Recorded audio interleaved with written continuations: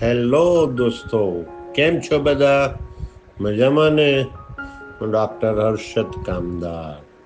આપ સૌ 74ની બીજે મેડિકલની બેચના ડૉક્ટરોનો ગોલ્ડન જ્યુબિલી ઉજવણી પ્રસંગે શેર બજાર ઉપરના મારા વક્તવ્યમાં સ્વાગત છે. દોસ્તો, બજારમાં તેજી મંદી ચાલ્યા જ કરે છે.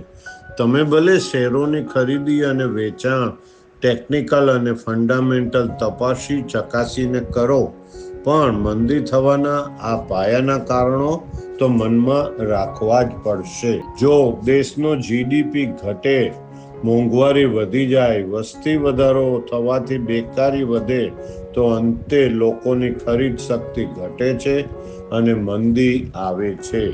વિશ્વમાં યુદ્ધ થાય, બીજા કોઈ આતંક ફેલાય, આપણું ચલણ નબળું પડે, તો અંતે પરદેશનું રોકાણ FII ઘટતું જાય અને મંદી આવે.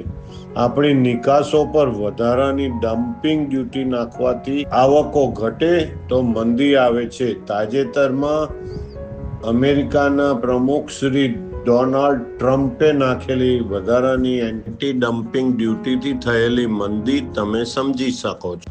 આપણા દેશમાં સરકાર અસ્થિર થઈ જાય, પ્રધાનમંત્રી કે બીજા નેતાને તકલીફ થાય તો પોલિસીમાં ફેરફાર થવાની શક્યતાથી બજાર ઘટવા લાગે. દેશમાં સામ્યવાદી સરકાર આવે, સરકારીકરણ વધતું જાય, ઉદ્યોગોને પ્રોત્સાહન ન મળે, તો અંતે મંદી આવે છે. કુદરતી આપત્તિઓ, ધરતીકંપ, દુકાળ કે સુનામીથી દહેશત ફેલાય છે.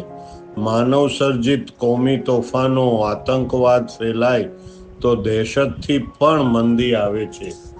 જો વ્યક્તિગત વેરો, ડિવિડન્ડ પરનો વેરો, એક્સાઇઝ વગેરે વધી જાય તો ખરીદ શક્તિ ઘટે છે અને છેવટે મંદી આવે છે. દોસ્તો, આ માટલા પાયાના કારણો આવતા જણાય તે પહેલા જ તમારા પોર્ટફોલિયોમાં સારા વધી ગયેલા શેરોમાં નફો બુક કરી કેશ પર બેસી જાઓ. મંદી પછી તેજી આવવાની છે, ત્યારે આ કેશ કામમાં આવશે અને તેજીની શરૂઆતથી જ જો તમે ફરી સારા શેરોમાં રોકાણ કરશો તો જીત તમારી નક્કી જ છે, એ સમજી લો.